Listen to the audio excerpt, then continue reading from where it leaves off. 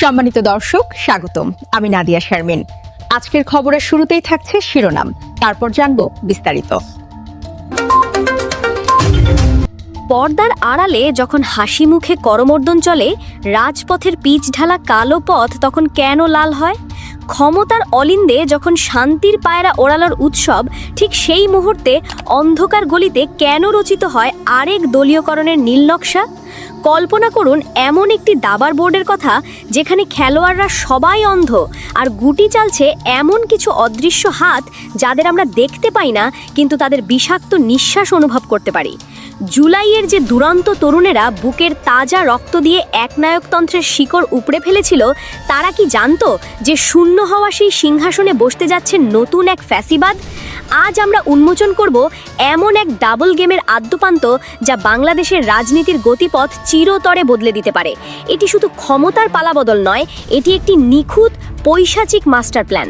সময়টা এমন এক চরম ক্রান্তিলগ্ন, যখন গোটা দেশ এক ভয়াবহ লোডশেডিংয়ের অন্ধকারে নিমজ্জিত। কারখানার চাকা স্থবির, সাধারণ মানুষের নাভিশ্বাস উঠেছে, আর জ্বালানি খাতের হাহাকারে একটি টালমাটাল পরিস্থিতির মুখোমুখি বর্তমান বিএনপি সরকার। খাদের একদম কিনারায় দাঁড়িয়ে থাকা একটি সরকারের পতন যখন সময়ের ব্যাপার বলে মনে হচ্ছিল, ঠিক সেই মুহূর্তে ঘটল এক অভাবনীয় ঘটনা। রাজনীতির প্রচলিত ব্যাকরণকে ভুল প্রমাণ করে পরম উদারতার হাত বাড়িয়ে দিলেন বিরোধী দলের নেতা এবং বাংলাদেশ জামায়াতে ইসলামের আমির ডাক্তার শফিকুর রহমান। তিনি শুধু মৌখিক সান্ত্বনা দিয়েই থেমে থাকলেন না, জনরোষের আগুনে পুড়তে থাকা সরকারকে উদ্ধারের জন্য তিনি প্রস্তাব দিলেন একটি যৌথ সংসদীয় কমিটির। তার বার্তা ছিল স্পষ্ট: জাতি যখন সংকটে, তখন বিভেদ নয়, প্রয়োজন ঐক্য। কিন্তু এই উদারতা কি শুধুই দেশপ্রেম ছিল, নাকি এর আড়ালে লুকিয়েছিল রাজনীতির সবচেয়ে নির্মম মরীচিকা? জামার তামিরের এই প্রস্তাব লুফে নিতে এক মুহূর্তও দেরি করল না ক্ষমতাসীন দল। যেন ডুবন্ত মানুষ খড়কুটোর বদলে পেয়ে গেল আস্ত একটি লাইফবোট।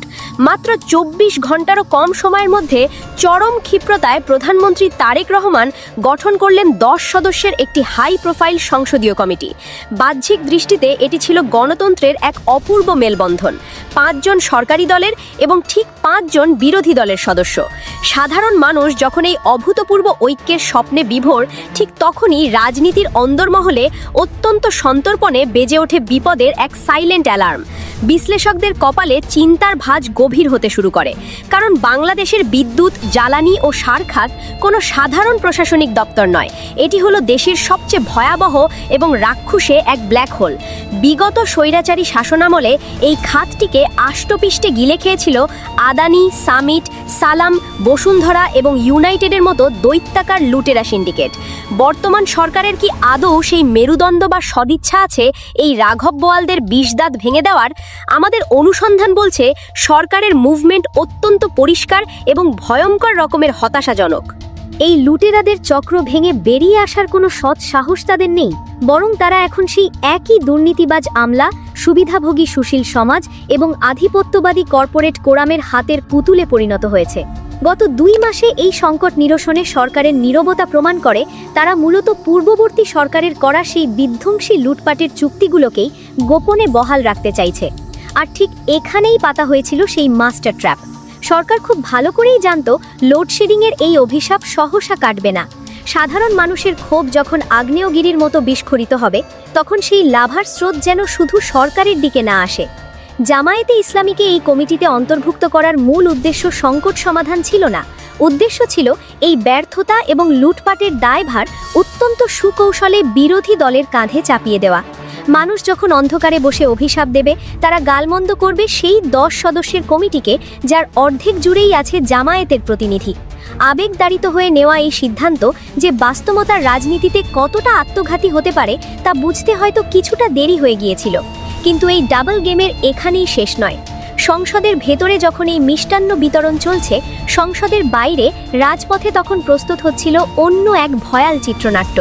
সংসদের শীতাতপ নিয়ন্ত্রিত কক্ষে যখন বন্ধুত্বের পিঠ চাপড়ে ঐক্যের সুমধুর গান গাওয়া হচ্ছিল, ঠিক তার বাইরে রাজপথে তখন রচিত হচ্ছিল এক পৈশাচিক চিত্রনাট্য। 48 ঘন্টারও কম সময়ের ব্যবধানে খসে পড়ল পরম মিত্রতার সেই মেকি মুখোশ। যে বিরোধী দলের নেতা চরম সংকটে সরকারের দিকে পরম উদারতায় হাত বাড়িয়ে দিয়েছিলেন, সেই সরকারেরই ছাত্র সংগঠন ছাত্রদল হঠাৎ করেই যেন এক হিংস্র দানবে পরিণত হলো।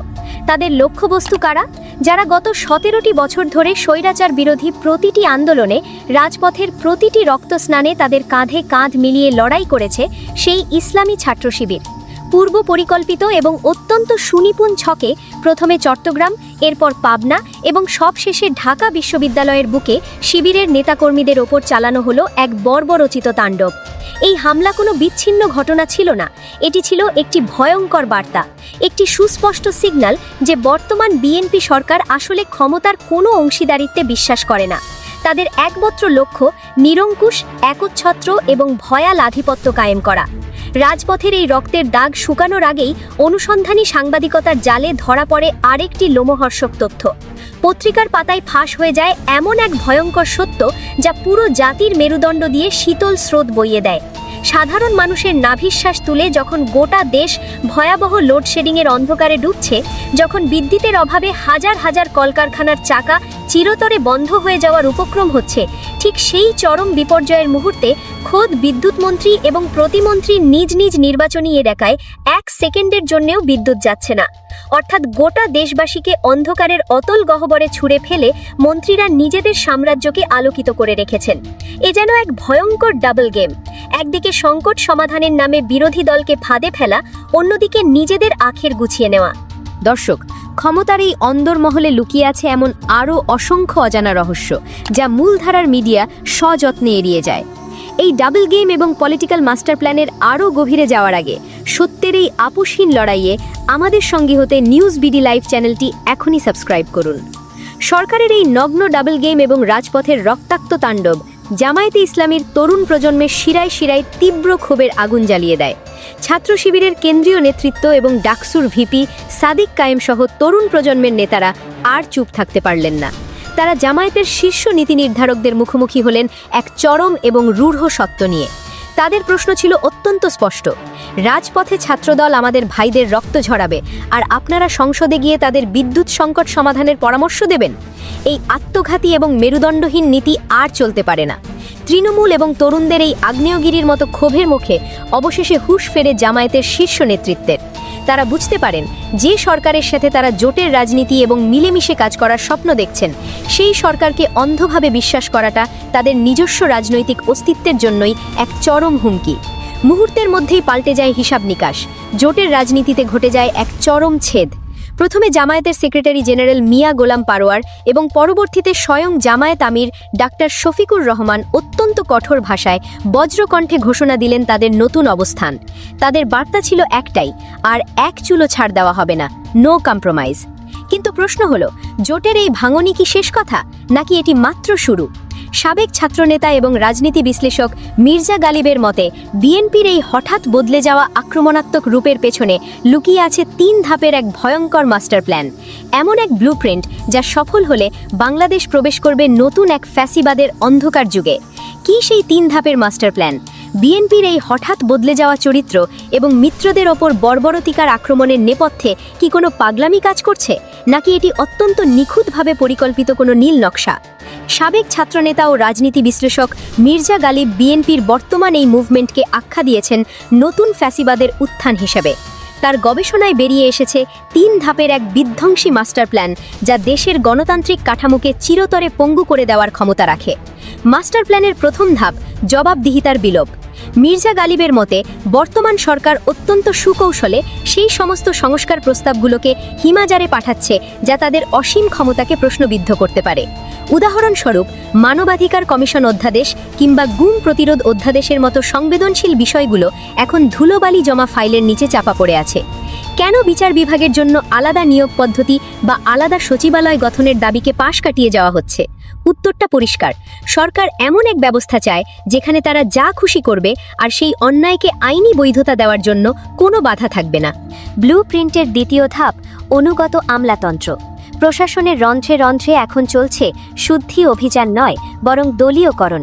প্রতিটি গুরুত্বপূর্ণ পদে বসানো হচ্ছে এমন সব ব্যক্তিদের যাদের একমাত্র যোগ্যতা হল শীর্ষ নেতৃত্বের অন্ধ আনুগত্য। মির্জা গালিবের ভাষায় এরা এমন এক জি হুজুর বাহিনী, যারা ডানে যেতে বললে শুধু নিজেই ডানে যাবে না, কেউ বামে যেতে চাইলে তাকে চটকানা দিয়ে লাইনে নিয়ে আসবে। এই আজ্ঞাবহ প্রশাসন দিয়ে আগামী দিনের নির্বাচন এবং ক্ষমতাকে কুক্ষিগত করার ছক এখন চূড়ান্ত পর্যায়ে।